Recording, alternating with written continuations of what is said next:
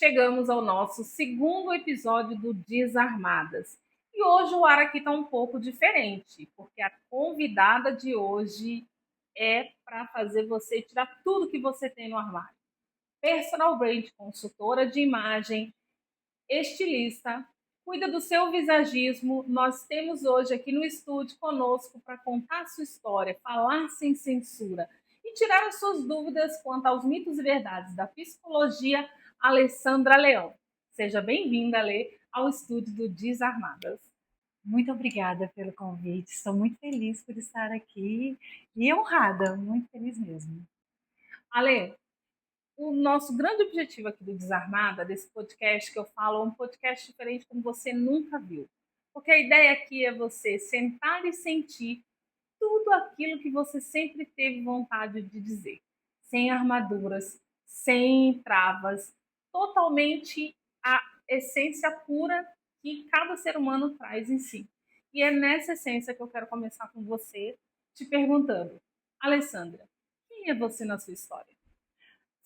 Uau, que pergunta, né? Normalmente a gente é acostumado a responder associado à nossa profissão. O que você faz, né? Agora, quem sou eu na minha história? É Alessandra Leão. Eu sou uma mulher, tenho 42 anos e tenho uma filha de 12 anos. E eu percebi que a maternidade transformou essa minha história. Antes do nascimento da minha filha, eu era uma mulher que buscava uma carreira, buscava projeção, queria o sucesso, principalmente o sucesso financeiro. E hoje, eu confesso que eu demorei um pouquinho para aceitar. Hoje eu sou mãe e assumir a maternidade, falar quem é a Alessandra. A Alessandra é mãe, representa essa minha história, é aceitar a minha história para além dessa pressão social do nosso sucesso, da nossa vontade, o vencer, o querer ser, né? Você fez, pelo que você está contando, um caminho meio regresso ao que a maioria das pessoas, a maioria das mulheres faz, que é, eu vou me consolidar na carreira, eu vou, sei lá, casar, vou ter filho e depois eu parto para a coisa da maternidade. Mas você resolveu vestir a camisa da maternidade para depois pensar como essa Alessandra profissional vai sair daqui e vai trazer uma harmonia para os dois papéis.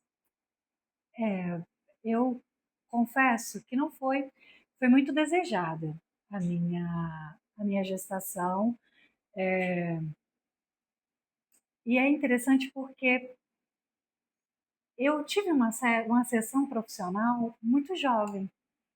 Com 25 anos, eu já liderava uma equipe de 50 pessoas. Bastante. E já tinha um sucesso na área corporativa, né? E quando eu me dei conta desse sucesso, já tinha conquistado algumas coisas dentro das minhas referências, Uhum. lógico, né? Eu percebi que era o momento. E aí, com 28 anos, eu tive uma conversa com Deus. E aquela pressão, né? Porque nós mulheres, nós temos a pressão da idade. Nossa, tá chegando 30 anos, será que eu quero ser mãe? Porque até então era um assunto que eu não conversava, que eu não falava, Maternidade não era um assunto que estava não, ali no seu dia a jamais. dia. Workaholic, eu estudava, fazia um monte de coisa ao mesmo tempo que eu queria aproveitar essa juventude, né? Para já ter esse sucesso e tal. E aí, com 28 anos, eu me reaproximei da minha fé e, em um momento, na igreja, eu, com aquelas perguntas, né? Será que é? Será que não é? E cheguei um pouco antes na missa, sempre fui daquelas de chegar em cima da hora. E nesse dia eu cheguei antes na missa e fiquei olhando, falei, agora eu vou fazer minhas intenções para a missa. E coloquei, falei, Senhor, se for para eu ser mãe, eu tô pronta. E 2 meses depois eu estava grávida. Nossa. E eu não percebi, eu só E não era uma fui. coisa que você sentia falta antes. Não, não Aquela corrida do relógio era. biológico, de falar assim, não, eu preciso correr, eu preciso pensar nisso, eu preciso organizar essa vida biológica aí junto com a vida financeira, a vida pessoal. Não Você não foi, teve não foi nesse insight. não foi. Mas o que Foi. que despertou a Alessandra mãe aí dentro? Então, eu acho que veio um pouco dessa pressão, que eu já estava me sentindo pressionada assim. Eu não me preparei para a maternidade, no sentido que eu acompanho várias mulheres na minha profissão e histórias belíssimas de mulheres que realmente se prepararam, se dedicaram e planejaram. Eu não houve esse preparo. Eu comecei a gerar o questionamento, porque eu já estava com 28 anos, e será que. E aí a gente percebe, quando a gente é mais jovem, o quanto a gente sofre desnecessariamente, Você sabe né? que eu ouvi muito, sempre ouvi muito. Eu tenho 3 filhos, né? E eu sempre ouvi muito. Nossa, mas você é muito nova. Nossa, você casou muito nova. Nossa, você foi mãe muito nova.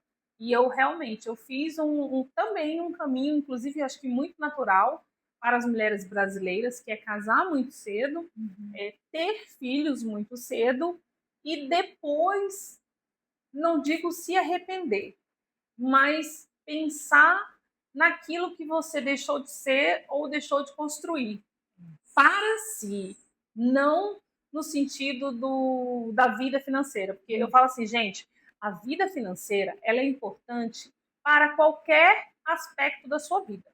Então é óbvio, desde que a gente se entende por gente, você já tem a ideia, desde que você é criança, de o que eu vou ser quando eu vou crescer, Uhum. porque eu preciso viver disso. Então, mas tem momentos, eu acredito, que ele vai para além da vida financeira. E foi o que aconteceu comigo. Eu despertei mesmo para entender o que eu queria fazer e como eu ia fazer depois que os meus filhos já estavam. O mais velha já estava na faculdade, a do meio também já estava na faculdade, o mais novo estava caminhando para fazer os vestibulares. E foi só aí que eu me dei conta de que, cara, o que eu não busquei? E quem é a Kátia além de mãe, né? Exato. Eu tive esse. A minha decisão, na verdade, o momento de reflexão, isso foi muito individual. Eu nem compartilhei isso com meu esposo. De repente começou, acho que vem aquela mosquitinho que pica a gente e fala: olha, será que você vai ser mãe? Não, nunca foi um desejo. Só que eu comecei a me perguntar: será que eu já estava há 6 anos casada? Porque eu me casei cedo, me casei com 23 anos, de um relacionamento de Alessandra, 8 anos e casei meio. cedo, eu casei com 19 anos. Minha mãe teve Então, que assinar o documento para que eu pudesse casar. E, sério, sério, e eu não vou mentir, eu fiquei morrendo de medo ela não da deixava. mãe falar assim: não vou assinar esse papel. Nossa, que vontade. Difícil. Eu casei hoje, para os padrões, 23 anos também era jovem, Jovem. né? Foi também uma escolha de um relacionamento de 8 anos e meio. Então, eu comecei a namorar com meu esposo, eu tinha 14 anos.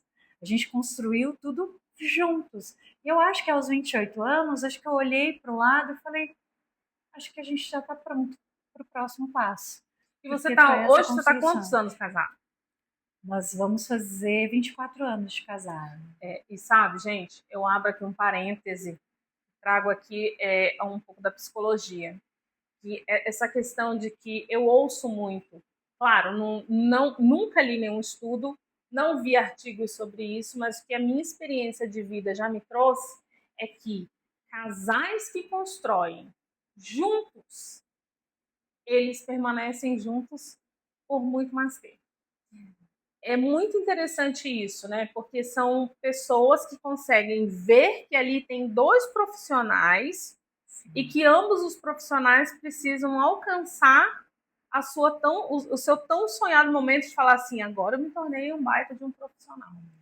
Isso. E com esse companheiro, né? Não foi sozinho. Exato. Como, porque nós nos relacionamos muito jovens, então foi tudo construído juntos. Tudo que temos, e a gente tem uma origem, né? Que é também uma origem, não é super humilde tudo, porque a gente não passou fome, não posso me colocar nesse lugar. Mas não tivemos condição, eu tive que estudar na faculdade pública porque não tinha a menor condição de pensar em uma faculdade particular. Eu fui da minha família a primeira que fez faculdade. Então, E é um olha, isso no peso. nosso país é tão, é tão comum, né?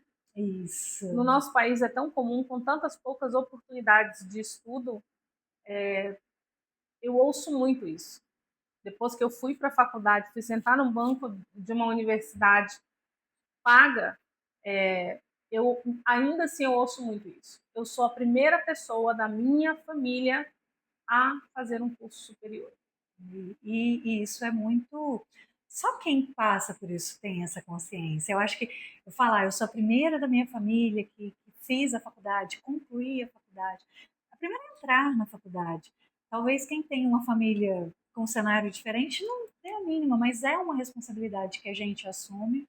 É um orgulho também para a família. Sim. E até por isso, né? Eu fui criada para ser independente, eu fui criada para estudar, para trabalhar, para fazer o que eu quisesse fazer. E quando eu comecei a namorar muito, né, aos 14 anos, a minha avó me chamou para conversar. Ela viu que o namoro estava perdurando ali, já tinha alguns aninhos lá. Minha avó falou: filha, não faz isso não. Vai estudar, vai trabalhar, vai comprar seu carro. A minha avó.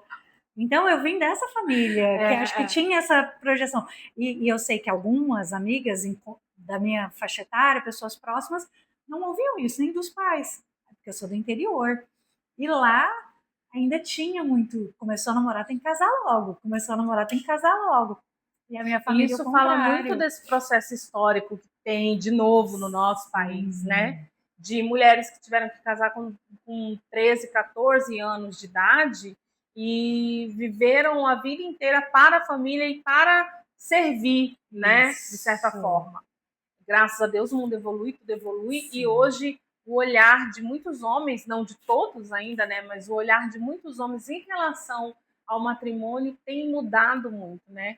Eles têm entendido o quanto é importante caminhar lado a lado sem ter uma competição.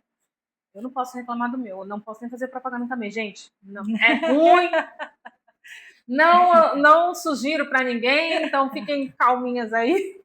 Eu também me coloco nesse lugar. Às vezes eu chego num ambiente e Ouço só reclamação, acontece com você? Gente, mulherada, meu Deus. sim. Eu falo muito isso, Ale. Para qualquer mulher, se eu estiver num ambiente e ali tem uma turminha reunida e olha, dá-lhe meter pau no marido, dá-lhe meter pau no marido e fala mal, e fala mal, e fala mal. Eu falo, gente, não dá. Vocês não têm nada de bom para falar dessa pessoa. Essa pessoa não tem uma coisa boa para você falar dela. Eu me retiro porque eu também não vou ficar contando os louros do meu, né? Mas eu acho que tem essa percepção, né? De colocar no outro, depositar no outro aquilo que você quer e que muitas vezes você nem fala que você quer, ou como você quer, ou como você se sente. O diálogo é quebrado e aí a gente vê aí, né? O mundo contemporâneo, modernidade líquida, em que as pessoas apenas são, elas não estão. E eu acho que tem muito a influência da Disney, né? Assim, a gente cresceu desejando contos de fadas. Vou completar 24 anos de casada agora em outubro, mas não foi fácil o tempo todo.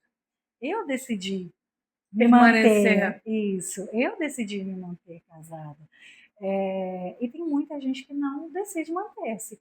Lógico que cada um sabe o tamanho do calçado ali, o que te aperta, né? Onde está o seu calo, né? No seu pé. Mas eu acho que a gente idealiza muito esse relacionamento. E a rotina, ela mata dia a dia. Se a gente não tiver disposição para estar junto, a gente vai ficar separado, né? E aí é muito bacana a sua área, né? A psicologia, para trazer essa consciência para a gente. Porque a gente também, além de doar, e a gente, mulheres, na nossa cultura, nós somos educadas a doar e a servir, a doar e a servir. E eu sei que a gente está um pouco cansada disso, de doar e servir o tempo todo. Mas sabe, eu acho que o grande X da questão nessa hora não é que seja um problema a gente doar, servir e estar ali, mas é que a gente ainda tem aquela lenda, aquela crença de que a gente não pode ser fraca ou fraquejar. Tem isso também. E aí você sente que se você enfraquece de alguma forma, você se sente menos, você se sente diminuída, você sente que não serve mais. A Vulnerabilidade, né? vulnerabilidade, a dificuldade que a gente tem de ser vulnerável, de virar para a Sim. família, para o companheiro, para as pessoas e dizer: eu consigo dar conta até aqui. Daqui em diante, eu preciso de ajuda. Eu preciso que segure na minha mão, eu preciso de auxílio, eu preciso de ter alguém ao meu lado, ou de eu preciso ficar sozinha aqui um pouquinho. Então, eu acho que é isso que falta um pouco para a mulher. Eu sempre falo que a mulher ela é muito in. Ela é muito in. Tudo a gente põe para dentro, tudo a gente põe para dentro, tudo a gente quer fazer, tudo a gente pode, tudo a gente dá conta. Não, eu vou. A gente não diz não nunca. E aí, não dizer não é que vai trazer para a gente esse peso de se sentir a heroína, né?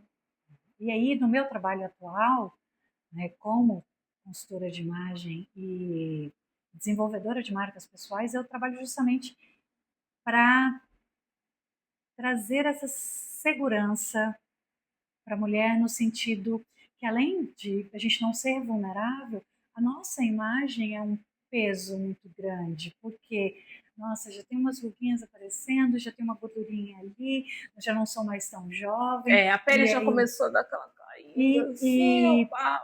tem a comparação, Tem. e eu entro na vida das mulheres justamente para trazer esse Essa leveza, olhar no espelho se identificando, esse se olhar com mais carinho, se olhar entendendo quem você realmente é.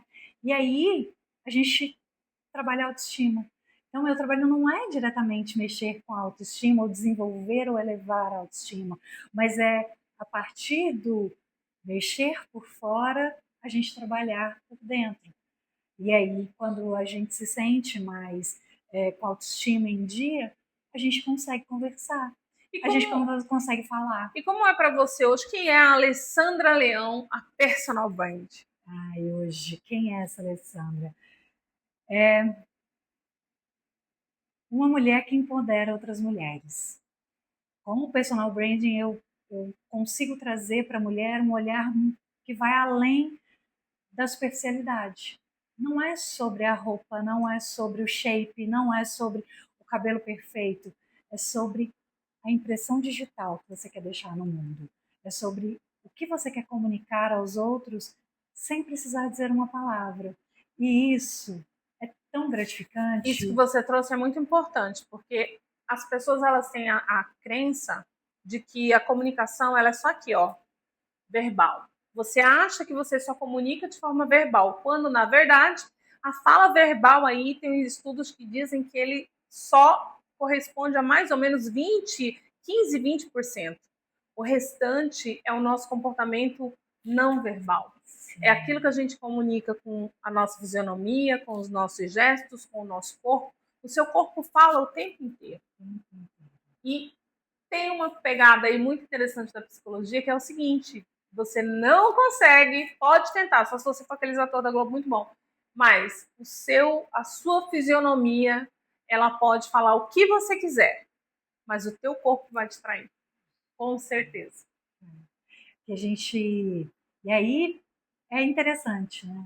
A pessoa, ela quer parecer ser, só porque não se sustenta. Não, E quando a gente fala né? de desenvolver marca pessoal, e aí o branding, o pessoal entra quem é você É efetivamente? verdade. E aí a gente trazer para a sua imagem e a sua comunicação não verbal Quem esses você é de elementos. verdade. Aí a gente consegue trazer esses elementos para que você não escorregue tentando ser quem você não é. Ou se vestir de um personagem que não faz parte da sua essência. Porque personagem não se sustenta.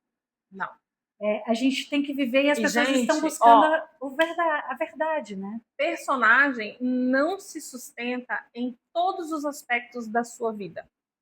Seja nos relacionamentos, seja no trabalho, seja na sua vida pessoal, seja na sua vida familiar, seja na sua vida relacional com seus amigos. É muito perigoso Sim, utilizar uma máscara para se esconder. sim. Porque diz o ditado que o senhor é tempo de tudo, né? E normalmente quando as pessoas utilizam isso, de que o senhor é dono de tudo, né? O senhor é dono do tempo, é porque em algum momento aquilo que você fez também vai aparecer. Não só o que você acusa o outro de ter feito. Então, é o famoso um dia a verdade aparece, porque o Senhor é dono do tempo e é Ele que vai trazer, em algum momento, tudo aquilo que a gente, não que a gente esconde, mas que a gente quer mostrar o que de fato não é. Sabe como tem sido a colheita hoje, que está muito atual? Muitos burnouts, Hum, eles estão associados a essa vida de personagem. sim. Você buscar ali uma carreira, você se dedicar a um trabalho em que não tem nada a ver com você. E aí a pessoa busca essa ascensão, pensando principalmente no financeiro, e se veste para esse cargo. Tem uma frase célebre que é: você tem que se vestir do cargo que você quer ocupar.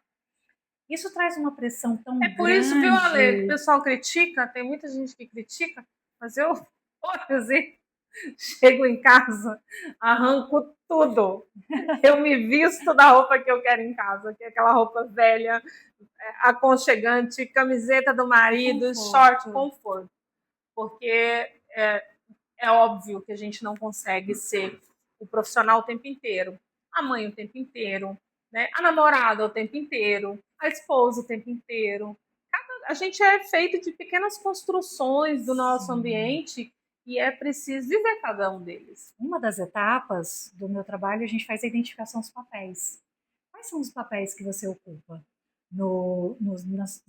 na sua vida, né, na sua rotina? Quando a gente identifica os seus vários papéis, a gente consegue adequar a sua imagem também para esses papéis. Ah, então para cada lugar eu vou me vestir de uma forma? Sim, porque tem o dress code de cada ambiente que você frequenta. E eu acho muito interessante isso, né? Ó, se você vai pra praia, você não tem que pôr biquíni? Se você vai pra academia, você não tem que pôr roupa de ginástica? Se você vai para o trabalho e usa uniforme, você não tem que usar uniforme? Então, isso já demonstra que, na verdade, na nossa sociedade, cada ambiente pede De uma uma vestimenta, pede Sim. um padrão de conduta, de Sim. normas e regras, e que se a gente quiser um bom convívio em sociedade, a gente tem que seguir essa verdade. Se você quiser ser um bom profissional, se você quiser ser remunerado pelo seu trabalho, você tem que se portar dessa maneira, porque é um código social.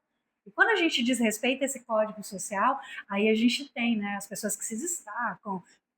Ok, mas quantos são os Mark Zuckerbergs, os Steve Jobs? São quantos dentro do nosso leque? Né? E aí eles também fizeram escolhas. Eu vou E falar tem sobre. uma coisa muito interessante dentro disso que você traz, que a psicologia trata, tem abordagens da psicologia que trata a psicossomática. O Steve Jobs, inclusive, ele é utilizado como exemplo dessa psicossomática. O que era que o Steve Jobs vivia que não estava em consonância com a realidade que ele queria, para que aquele corpo trouxesse uma doença tão grave, tão Tão cedo, devastador. tão devastadora, a ponto de o levar de uma forma tão Rápida, breve, né? tão rápida. Muito rápida.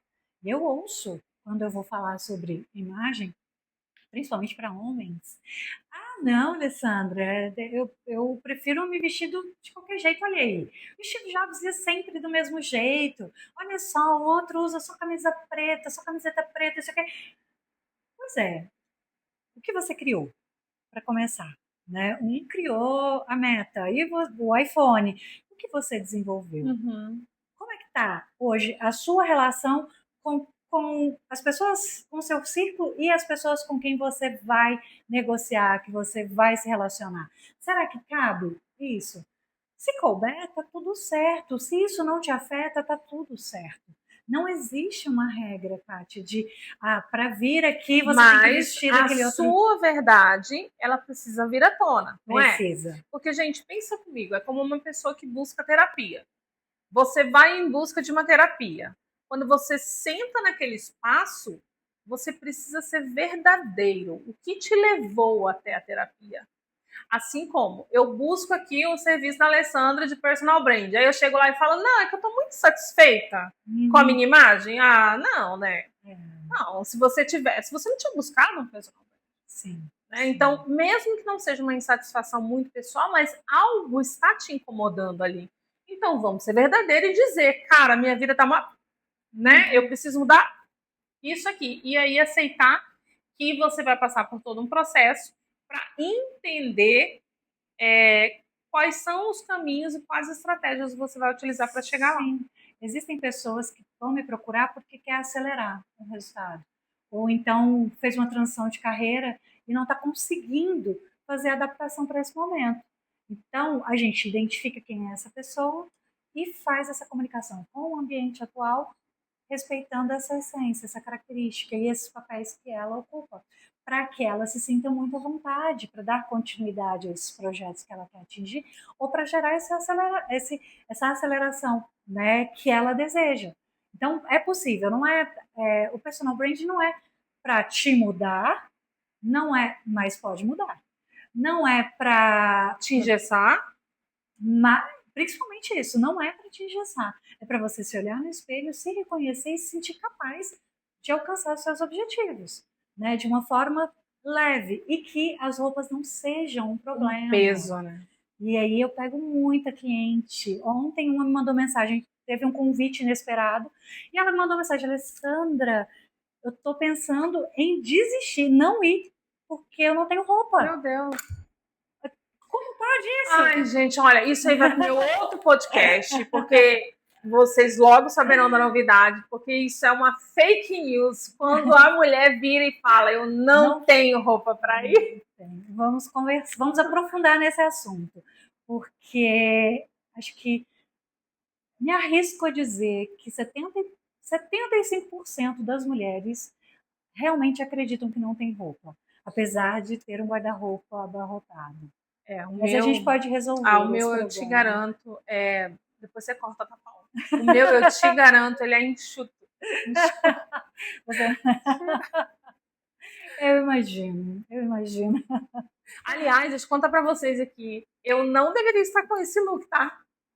Não deveria. Acontece que eu fui tomar um cafezinho antes e bem desastrado do jeito que eu sou, derrubei café na minha blusa e para minha sorte eu tinha aqui algumas coisas e tal, e aí olha como Deus é bom. Deus é bom o tempo inteiro. A nossa convidada hoje, personal brand, e aí ela fez o quê? Foi me ajudar ali com as opções que eu tinha, que estava amassada dentro de uma sacola, porque iam para a costureira. Então, inclusive, deixa eu te agradecer, muito obrigada, porque a gente colocando as opções ali, e isso me chamou a atenção. O cuidado da Alessandra, porque são peças que não se conversam, na verdade. E aí, coloca isso, coloca meu blazer com isso, não sei o que. E eu não estava me sentindo eu. Né? Até que eu falei, não, agora aqui, essa combinação aqui, que eu estou usando, eu falei, aqui eu me sinto eu. E eu acho que é um pouco disso, né? É sobre isso. Você estar bem, mas sentir que você é você. Não precisa, nem sempre precisa ser no salto alto, nem sempre precisa ser só no tênis, nem sempre precisa ser só no chinelo, enfim, ou só com blazer, né, Alessandra? Que é uma peça hoje que as pessoas têm em mente que se eu não usar blazer eu não tenho autoridade, né? Tá atrelado, né? Blazer e autoridade. E acho que a gente pode ir pro conto da carochinha também. Depois a gente leva. Porque o blazer é uma informação, sim, que transmite autoridade, mas não é qualquer blazer. Não é qualquer Mito cor. ou verdade? O blazer, a pessoa só tem autoridade quando ela usa blazer? Não mesmo, não mesmo. E dependendo do blazer que você escolher, você vai comunicar o contrário. Um blazer mal cortado, um blazer com acabamento ruim, passa a imagem muito pior do que se você tivesse simplesmente com uma camisa. Mito ou verdade? Usar batom vermelho em reuniões de negócios é deselegante? Mito.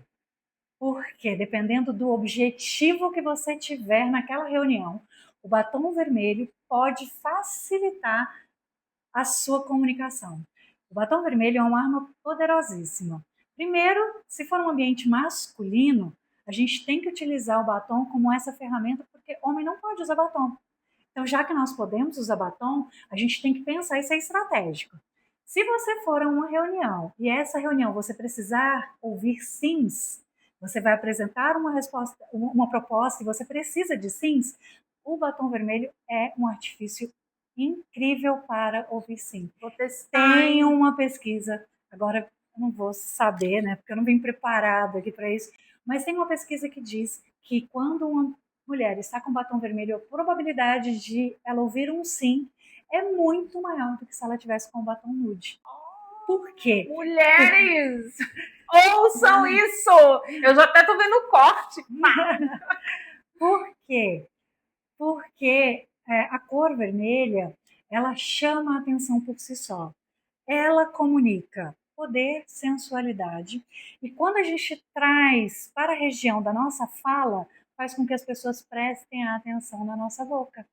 Nossa, eu me lasquei, porque eu só uso nude na maioria Não, essa, das vezes eu tô no nude. Então, isso é ótimo. mito ou verdade, Não, Ale? porque a partir de agora você vai começar a usar o batom com mais intencionalidade. Entendi. É sobre isso. Você não precisa usar o batom todos os dias, mas é você saber. Gente, não faz hoje isso com o marido, preciso. tá? Não faz, porque o marido, ele vai saber que você tá usando o batom vermelho pra usar assim, e aí, Segundas intenções. e aí, olha, o negócio fica mais pesado, entendeu?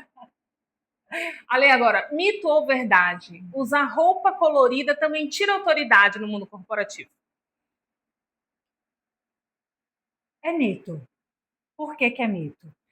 Porque dependendo do corporativo, tem corporativo que é mais acessível, tem corporativo que é mais rígido, né? Que ele é mais conservador. Quando você traz cor para o seu look, você está trazendo a psicologia das cores. Uhum. Quando a gente usa só preto, cinza, cores muito neutras, a gente deixa de comunicar a nossa linguagem não verbal, porque a psicologia das cores ela traz, né? Não só, e aí não tem a ver com energia. Muita gente associa que vou trazer energia e tem gente que não gosta de energia. Não, gente, ó, se você é a galera aí da Good Vibes, se é cor, energia, planta, segue aí, tá tudo certo. Tá tudo certo. Mas na psicologia é isso. Na psicologia é porque as cores vão causar sensações e sentimentos em quem está vendo aquela cor. Isso. E às vezes a gente peca por não trazer essa ferramenta. Às vezes você vai para uma reunião e é importante sim você ter um ponto de cor que vai ter uma comunicação interessante. O que não é adequado? Nesse ambiente conservador, você utilizar cores muito vibrantes, cores muito vivas, porque podem chamar uma atenção excessiva. Né? Você pegar um amarelão, que é um ambiente todo sóbrio, e você está muito pá. Aí, o que vai acontecer? Você vai chamar a atenção. Você chama a atenção, mas me corrija se eu estiver errada. Dependendo do ambiente, você até chama atenção, mas causa uma certa um distanciamento e repulsividade, do tipo assim. Isso. Você está desadequado, está desalinhada. Você não está condizente com esse ambiente. Então, se o seu objetivo for justamente ser disruptiva, eu vou chegar lá e eu quero chamar a atenção, vai com essa cor vibrante. Entendi. Mas se você tiver um pouco mais de bom senso e você quer progredir ou crescer nesse ambiente, quer trabalhar aquela situação, aquele você ambiente. pode trazer as cores, sim, mas trazer com cores mais suaves, cores que sejam mais empalidecidas, que cores mais sóbrias. Por exemplo, você está com verde, só porque é um verde escuro. Toda militar, hoje toda mandona. É um verde escuro, mas é um ponto de cor. Você não precisa estar de cinza, bege, preto o tempo todo. Você está com estampa, uma peça estampada. Mas é uma peça que tem uma profundidade maior e ela não é vibrante. Ela está numa tonalidade mais suave, né? A intensidade dela é mais baixa. Então você consegue transitar. E aí você traz a sua personalidade. Tem pessoas que são extremamente criativas e se sentem presas nesses ambientes que são mais rígidos. Mas eu quero trabalhar lá, a remuneração é legal, eu vou largar esse emprego? Não, a gente consegue trazer elementos da sua personalidade criativa sem que você seja disruptiva demais e sem que você gere esse impacto visual que seja negativo. Então, é possível. Então, é mito. Então, para a gente finalizar o nosso mitos e verdades, essa é babadeira. Ale, mito ou verdade? Mulher de cabelo solto não é respeitada. Ai, Senhor. Mito, com certeza, né? porque não é o cabelo que é a informação principal. Não é, quando a gente fala numa montagem de looks, a gente leva em consideração vários elementos que constroem esse look. O cabelo é sim um elemento visual de construção de look, mas a gente tem a maquiagem, a gente tem os acessórios, a gente tem as modelagens, as cores. Então, se você quer transmitir uma imagem de respeito, mas o seu cabelo é assim como o meu, um cabelo cacheado, e você gosta desse cabelo mais comprido, você não precisa alisar esse cabelo ou mantê-lo sempre em coque. A gente pode equilibrar as ondas desse cabelo que comunicam suavidade, leveza e feminilidade com elementos que tragam mais força, rigidez e seriedade para sua imagem. A gente trabalha cores escuras, modelagens com linhas mais retas, tecidos mais estruturados e acessórios que tragam mais elegância e imponência a esse visual. Então, não é um elemento na composição do seu look que vai definir, é a construção desse look. E esse look ele é construído pautado em todos os elementos, no calçado, na bolsa, nas unhas, no formato, nas cores, na cor do batom. Então, é você levar em consideração muito mais do que só o cabelo. E aí eu percebo várias clientes, várias mulheres que sofrem porque não assumem o cabelo que tem. E é um problema, porque ela sofre porque tem que horas de salão, horas de tratamento, mudar cor, porque cabelo claro isso, porque aquilo. Não, você pode ser. E é justamente quando você consegue trazer esses elementos que são naturais de você, que você traz a leveza, né, para a sua imagem. É sobre isso, é você identificar aquilo que te representa e equilibrar com os outros elementos. Então é mito. Eu vou convidar a Lê agora para trazer para você um assunto que eu tenho certeza você vai adorar. Nós vamos para o nosso quadro agora, Mitos e Verdades. E ele sempre vai ter a ver com a experiência e o know-how do nosso convidado. No nosso caso, a Alessandra, personal brand, então eu vou começar com você a ler vários mitos e verdades dentro desse universo que é compor a imagem. E aí você pode me responder com toda sinceridade a sua opinião, combinado? Combinadíssimo. E na minha área tem muito mito e muita gente aí falando de regras, regras, regras. Vamos ver se eu consigo desmistificar algumas. Primeiro mito ou verdade que eu quero saber. Mito ou verdade? Ser elegante tem a ver com dinheiro. Mito total, né? Tem muita gente que tem dinheiro e é extremamente deselegante. E tem gente que não tem dinheiro que é lindamente elegante. A elegância, por que tem se falado tanto de elegância hoje e associado a elegância a uma forma de vestimenta e ao poder aquisitivo? Porque dentro do processo de consultoria de imagem, nós temos 7 estilos universais. E um deles é o estilo elegante. Entendi. E com a ascensão da consultoria de imagem, fala-se muito sobre. É como os arquétipos, né? Isso, como os arquétipos, né?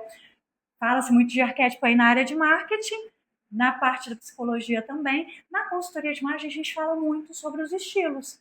E o estilo elegante, ele é um estilo que transmite uma sofisticação. E aí, quem acredita-se erroneamente, pessoas mais sofisticadas são pessoas que têm dinheiro. Mas isso associado ao estilo universal. Porque a elegância em si, ela está associada, uma pessoa elegante está associada com a postura, com a conduta, a educação dessa pessoa. É a forma com que ela trata os outros, é a forma com que ela se posiciona, é a forma da postura dela. Isso é ser elegante. Mas se você quer ter o estilo elegante na sua vestimenta, você pode trazendo mais sofisticação para a sua imagem. E aí veio o popular cara de rica. Quando popularizou isso, eu quis, assim, morrer. Né? Já que é para ser desarmadas, né? Tô sendo sincera. Eu fui uma das que critiquei, porque o cara de rica trouxe para quem não é rico um problema. Então eu tenho que me vestir como se rico fosse. Uhum. E o que isso quer dizer, na verdade? Como que se veste? E o que isso quer dizer? É. Porque assim, e a minha personalidade? E quem eu sou? E aí eu pego pessoas extremamente divertidas, pessoas que são clássicas, são tradicionais, têm uma personalidade mais tradicional. E aí eu entro nos outros estilos universais e aquela mulher que é extremamente sexy, sensual, porque faz parte dela. E a mulher que é delicada, romântica. A gente vai colocar tudo isso dentro, você é obrigada a ser elegante? Não, você pode trazer elementos, mas respeitando a sua característica, né? Que a gente, na análise de estilo, nós temos os 7 estilos universais. Dentro deles, você tem um que é predominante, mas a gente pode brincar com os outros, dependendo da ocasião que você faz, com quem você se relaciona. Entendi. Então, não é para enrijecer. E rico, só quem tem dinheiro, que é elegante, gente, isso eu conheço muita gente que tem dinheiro e dá aula de deselegância. Falando de identidade, falando desse quesito de quem eu sou, qual é o que você nota quando você vai fazer um trabalho, tanto com homens quanto com mulheres, em relação à identidade? Você acha que as pessoas elas estão ali mais perdidas em quem elas realmente são, ou elas estão mais perdidas no próprio estilo? Como eu faço um trabalho que associa muito esse lado comportamental, né? Eu trabalho muito essa identificação. Eu percebo que as pessoas estão muito perdidas sobre quem elas são, muito perdidas. Hoje, eu acredito que nunca tivemos tanto acesso à informação quanto agora. A gente abre o celular, a gente ouve, nossa, especialistas em tudo, especialistas que nunca estudaram nada, dando aula de tudo que imagina. E isso está gerando uma confusão tão grande. E essa confusão está gerando frustração nas pessoas, porque elas estão confusas de e agora? O que eu vou vestir? E agora? O que eu realmente sou? Elas pararam de ouvir aquela vozinha interior e começaram a se preocupar em reproduzir aquilo que Que elas ela estão acha vendo. que o outro vai gostar nela. Ale, quero aproveitar esse momento que nós estamos falando de algo tão delicado e te fazer o convite tão esperado dentro desse podcast, que é vir para o quadro. Se você topar, sem censura, sentar no chão comigo e bater um papo totalmente sem filtro. Você topa? Eu topo demais, vamos ver, né? Ui, ui, tô até com medo, mas vamos sem censura. Então você fica aí que nós vamos já continuar, porque vem para o Sem Censura aqui do Desarmadas. O quadro mais esperado do nosso podcast, Sem Censura. A única regra aqui nesse quadro é que o nosso convidado, a nossa convidada, fale realmente aquilo que ela pensa, sem se preocupar com julgamentos ou com quem vai estar assistindo. Está preparada, Alessandra? Ai, acho que eu tô. Olha, o que acontece aqui nesse quadro? Eu faço uma pergunta para você e você traz com toda a sua verdade, sem censura, o que de fato você pensa. Certo.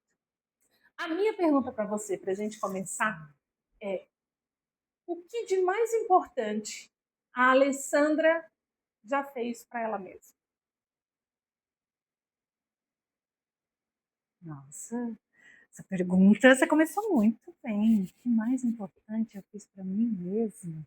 Por você, para você, que você olha para trás na sua história, e pode ser em qualquer ponto da sua história, em qualquer parte cronológica dela. O que foi que você olhou e falou assim: isso aqui é por mim, por mais ninguém? Acho que fazer a minha formação, eu ter feito o MBA pela FGV, foi assim, foi por mim mesmo, porque na época era algo muito inacessível. Se eu tivesse pensado em não fazer, eu poderia ter feito, fiz algumas contas e aí eu decidi fazer por mim mesma. Lógico que tinha ali o objetivo profissional, mas também era uma realização de um sonho. Sabe essa formação? Porque eu não contei, eu sou formada em História. Ah, Sou formada em História e nunca atuei, né? Eu fiz História porque eu tinha o sonho de dar aula, para poder desenvolver as pessoas, desenvolver seres pensantes. Sempre me incomodou muito essa ideia de todo mundo, esse efeito manada, todo mundo pensar igual. Eu sempre fui muito crítica e eu sempre estimulei muitas pessoas a pensarem, terem sua própria opinião. Então eu tinha esse sonho idealizado na juventude, de fazer história para dar aulas, mas eu tinha que trabalhar, eu não consegui me entregar como professora. Tem lógica isso? Todo mundo precisa de professor, eu não consegui, mas eu tinha que fazer ainda durante a faculdade. E aí eu passei pelo problema de só conseguiria ser contratada se tivesse experiência. Mas eu precisava trabalhar para ter experiência. E me surgiu oportunidade na área administrativa, no corporativo, e fiquei por lá por muitos anos. Aí eu não me permiti mais ir. E fazer a FGV foi a realização de um sonho no sentido de parece que, cara, eu posso, eu tenho, sabe? Te intimidou? Você se sentiu intimidada de ir para um lugar como a FGV? Na verdade, eu desejava tanto que não me senti intimidada. Eu me senti insegura, sim. Será que é para mim?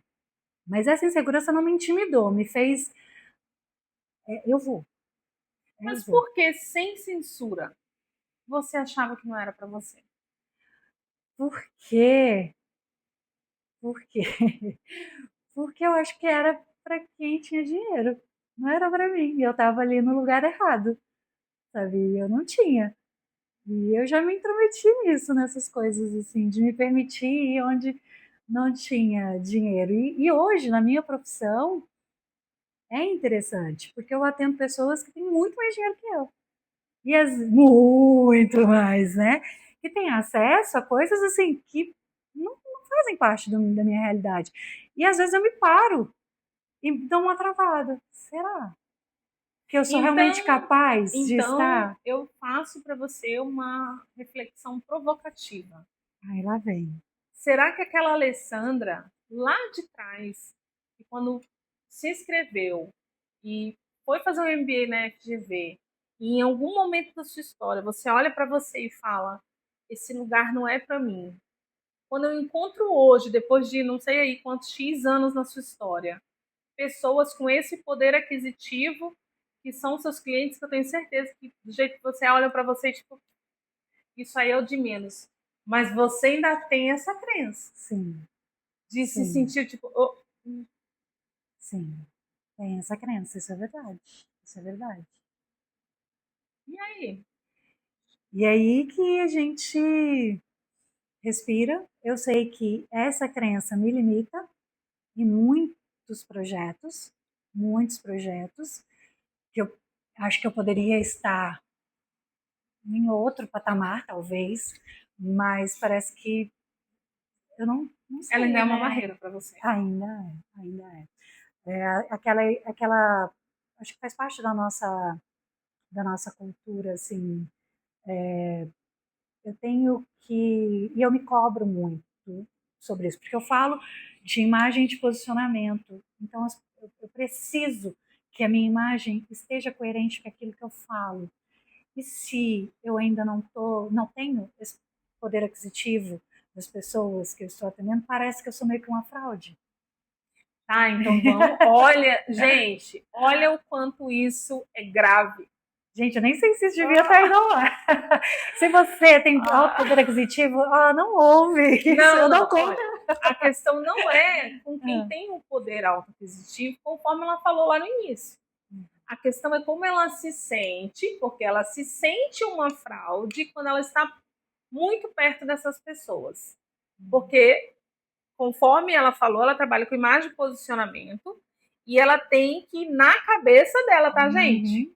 Ela acha que ela tem que estar naquele patamar para que ela possa atender essa pessoa. Olha, gente, olha o quanto a nossa crença limita a gente. Porque quantas pessoas hoje nós vemos com esse poder aquisitivo alto que estão andando de Havaiana e não estão nem aí para nada. É o famoso luxo silencioso que o mercado hoje em dia também vende, igual na época do cara de rica. Hoje o pessoal vende o luxo silencioso. Uhum. Mas olha como a nossa crença, ela está nessa nossa percepção, nesse nosso campo perceptivo de que se eu não tiver, e isso acontece muito no digital, né? Se eu não tiver essa bolsa, se eu não tiver de blazer, se eu não tiver na Porsche, se eu não tiver na Ferrari, e os que vão mais longe, se eu não tiver a placa da Hotmart, se eu não tiver a placa do YouTube, se eu não tiver milhares de seguidores, eu não sou a pessoa que tem o conhecimento que tem. A gente sobe a régua, né? Sobe a régua. Sobe muito a régua. A gente sobe a régua o tempo inteiro e isso é a maior prova de que a gente se compara. Sim, o tempo todo. O tempo todo. O tempo todo. E é interessante que aí no meu trabalho eu venho justamente para trazer, não é assim e tal, e aí eu me pego, né? Eu me pego, pronto. Aí, contei E meu segredo. o nome disso é vulnerabilidade, né? Mas a questão é, sem censura, o que você tem feito para trabalhar essa crença limitante? O que eu tenho feito? Eu tenho lido bastante. Eu tenho feito uma reprogramação mental que tem trazido algumas consciências. Eu sou muito autocrítica. Então, quando eu me percebo em alguns lugares, né, quando eu me percebo com algumas sensações, eu já ligo ali um alerta. Acende a luzinha vermelha e você fica, por que eu tô... Isso, por que eu tô com esse sentimento? Por que eu pensei aquilo? Por que tenho estado mais sensível? Né? Acho que essas percepções. E eu tenho me permitido começar a, a frequentar e a tratar com mais naturalidade, sabe? Aquilo que na minha concepção era algo muito distante, porque eu acho que isso tem a ver com maturidade, né? E hoje estou muito mais madura do que antes. Uhum. Então eu percebo que a opinião do outro é do outro. E aí, quando eu vejo que, calma, Alessandra, você tá começando a se travar aqui, mas por que eu tô com esse sentimento? Por que? Você consegue fazer essa autorreflexão Sim, de tenho. identificar que aquilo já está te incomodando e está te travando. Sim, sim. Lógico que não é imediato, né? Às vezes eu recuso convites, sim. Às vezes eu vou e chego em casa me sentindo muito mal, sabe? Assim, parece, não me sinto à vontade. E às vezes eu não me sinto à vontade com determinadas pessoas ou em ambientes, e aí eu tenho percebido porque eu não me abro para me sentir à vontade. E depois eu fico com isso na cabeça, mas por quê? Eu falo, não, vamos lá de novo. Vamos tentar de novo. E o que pega muito, né, alguns anos atrás na minha carreira, eu me pressionei muito para chegar nesse estado, porque tem e aí vem, né, a rede social traz isso, você querer atender o high ticket, o high ticket, esse tal desse high ticket. E isso começou a me pressionar na cabeça, tipo, não, então eu tenho que estar ali. Aí eu falei, mas peraí, mas eu não pertenço a esse lugar. Por que eu vou estar lá? Eu não me sentia pertencente. E o fato de eu ter essa consciência e me cobrar essa falta de pertencimento me fazia sentir muito desconfortável. Aí vem a síndrome da impostora.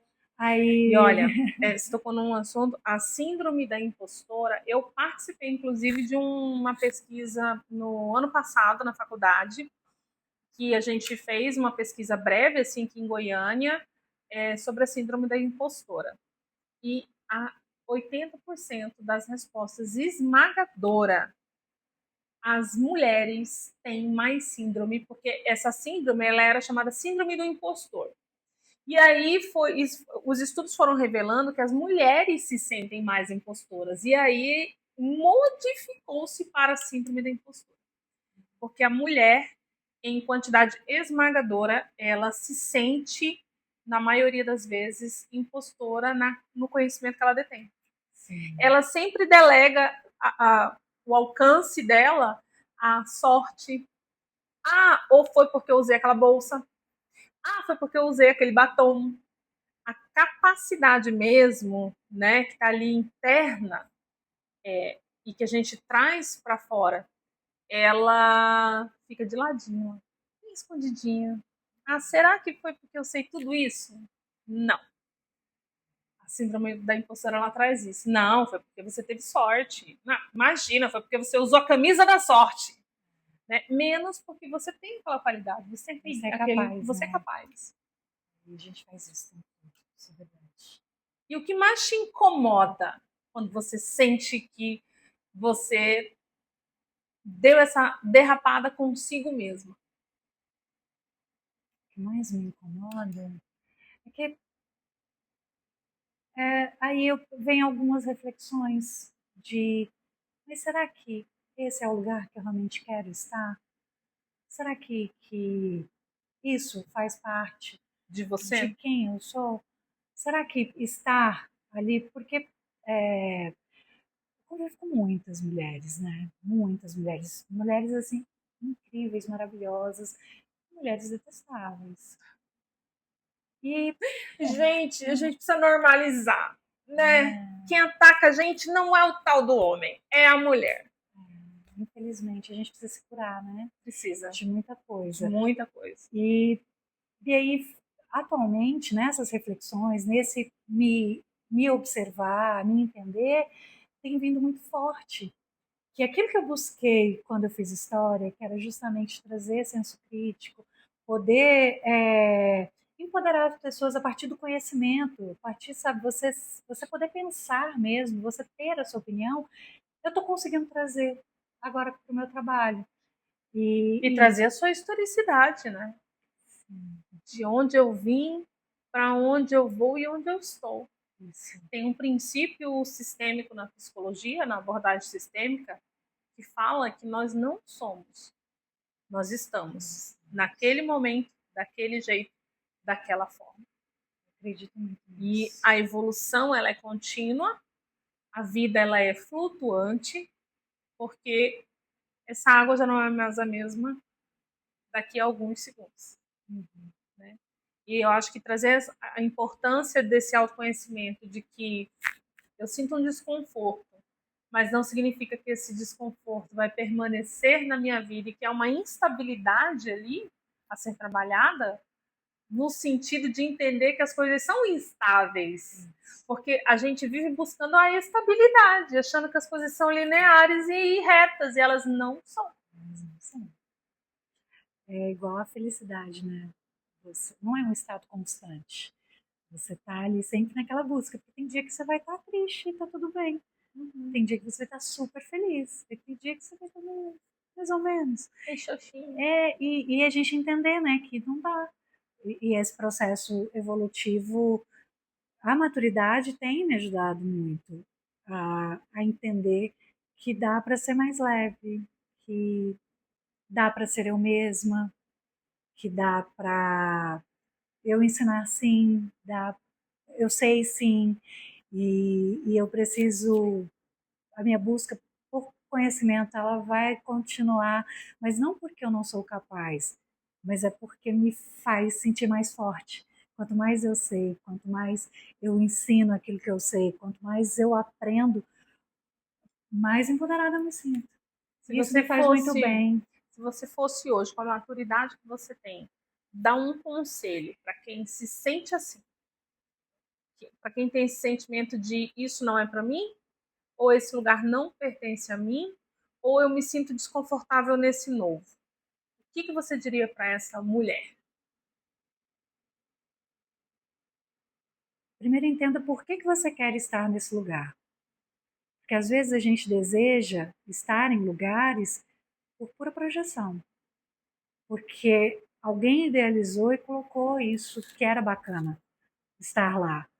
Se isso faz sentido para você, vai gerar desconforto no início, porque nem todos que estão nesses lugares vão te receber da forma com que você gostaria.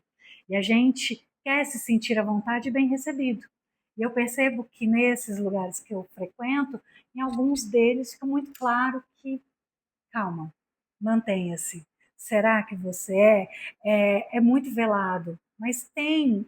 E a gente que não pertence, a gente fica mais inseguro ainda, fala, ai meu Deus, todo mundo vai saber, ai meu Deus, eu não tô.